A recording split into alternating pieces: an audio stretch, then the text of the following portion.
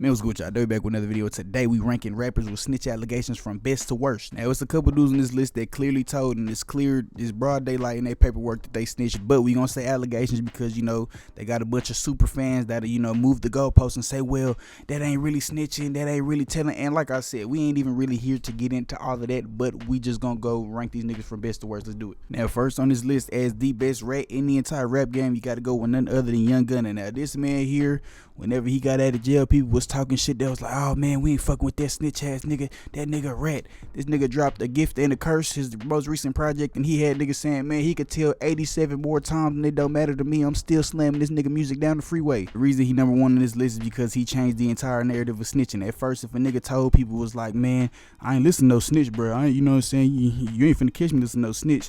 Now he changed the narrative so bad he got niggas saying, well, he ain't tell on me. And you gotta respect his snitching, you know what I'm saying? This man got out and he sold the most out of anybody on this list after the allegations. He completely capitalized, and it seemed like he really too unfazed by the allegations. Now, if he told or not, that's completely up to you. You know what I'm saying? Like I said, I ain't no goddamn Judge Judy for snitches, but I'm just saying, bro did capitalize and he did sell pretty well after, his little allegations. Bro's album was so good, he had niggas turning their back on King Slime, on Young Thug. Niggas was turning their back on Young, Truly Humble Under God. You know what I'm saying? Not only that, he had niggas turn their back on Lil Baby. Now, undoubtedly, this is the best overall, number one overall pick on this list. You know what I'm saying? You can't go anywhere else on this list. You gotta go with Young Gunna. Now, for the second dude on this list, as much as it pains me to do this, you know what I'm saying? I'm a realist at the end of the day.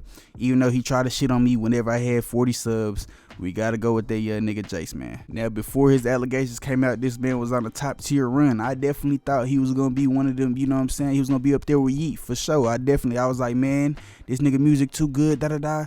Then he ran into, his beef with the top Ravens, you know what I'm saying? The really rich supremacy, you know what I'm saying? So that kind of pushed his career back a lot, you know what I'm saying? As far as numbers go, his shit did go down, but as far as the music go, anytime I hear one of his songs, a snippet or anything, like I said, I ain't no hating ass nigga. It sound pretty decent. Now, I don't listen to him personally because, you know what I'm saying, that man diss me. Any nigga that diss me, man, fuck you, you know what I'm saying, for the rest of our being on this earth, you feel me?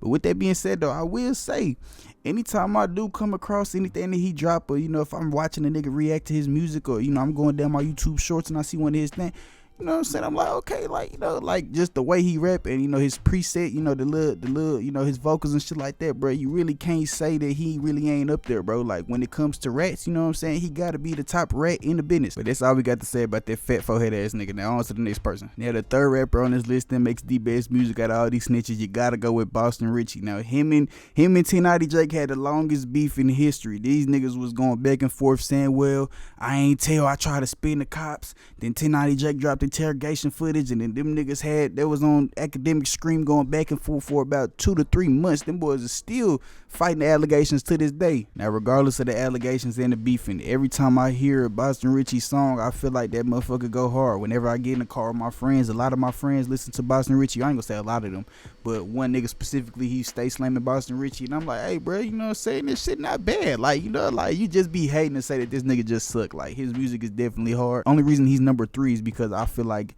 Jace and Gunna definitely make better music than him, but Boston Richey music is not bad, you know what I'm saying? I never heard a bad verse, a bad song, and he got some pretty catchy songs. He got a nice flow, you know what I'm saying? He always got some nice beats too, you really can't go wrong with Boston Richey. And if we're going on numbers, he damn near be number 2 on this list. He also really hasn't been too fazed by the snitching allegations. I mean, a lot of motherfuckers still listen to bruh, you know what I'm saying? People really don't really get that much of a fuck, but he should be a lot bigger because he was supposed to be going on tour with Future, you know what I'm saying? He had Dirt cosign. He had, he had a lot of street niggas backing him up, but after the allegations came out, everybody fell back, and he's still popping this shit though, I ain't gonna lie. Now, the fourth person on this list, this is where we start getting into the garbage niggas that was snitching. Now, we have to go with SpotemGotem. This is the worst nigga on this entire list, or actually second worst, because there's another person after him that just sucks so horribly. But, you know what I'm saying, after Beatbox came out, this nigga took advantage, and I think his label seeing that, whatever else he had in the vault was complete hot garbage. You know what I'm saying? They told that nigga, hey man, do 77 beatbox remixes with every single person in the industry. Now, in the middle of his 187 beatbox remixes, 1090 Jake had to expose him for telling. And this is whenever, 1090 Jake really made a name for himself. And, SpotemGotem ever since then really hadn't did shit. You know what I'm saying? All of his music since then has been dog water. I remember at the beatbox, I was trying to go, tap in and see, man, is his music, somewhat decent? all the comments were saying, bro, you gotta, you know what I'm saying, you gotta go back to your old sound, you gotta try some different shit out, cause bro just started literally taking pisses on beats. I think he got rich or he got some money and said, fuck it, I'm just gonna live off of these 97 beatbox remixes for the rest of my being. And I think he's in jail right now, but it really don't matter. Even if he was out of jail, nobody be checking for his music. This shit is fucking trash. It fucking sucks. And yeah, now we on to the next person. It ain't really too much to say about SpotemGotem. He really did fumble though, cause he had the world in the chokehold doing the goddamn beatbox dance when niggas was looking like praying mantises and doing that little stupid shit. Yeah, I ain't gonna lie, he folded. Now 5th on the list for the worst nigga that ever has told and jumped on the mic after he told is none other than Tekashi 6ix9ine. This nigga is garbage. Now me personally, I never listened to this man before he snitched. I just never been a fan of the niggas that get on the mic and just start screaming in that bitch, acting like they killed the most niggas on the planet. Never really been a fan of that type of music. Now after he snitched, he had the whole entire world watching his every move, and I ain't gonna lie, bro, he dropped the worst album ever created in rap history. This definitely has to go down as the worst shit I ever heard. I think he titled that bitch Tattletales or something like that. That shit was trash. Now he had a chance to be even way bigger than Young Gunna. I'm not gonna lie, Braz really had the entire earth watching him. If he would have dropped some good music, he had a bunch of fans that was like, man, y'all would did the same thing, bruh. If they give you 50 years, bruh, and then it was fucking your girl, bruh, y'all would did the same thing. You know, like I said, we ain't here to get into all of that, but all I'm saying is he had a lot of fans, and all of them rap fans disappeared. Now, like everybody else in this list, we will give credit where it is due, or however the fuck the saying goes.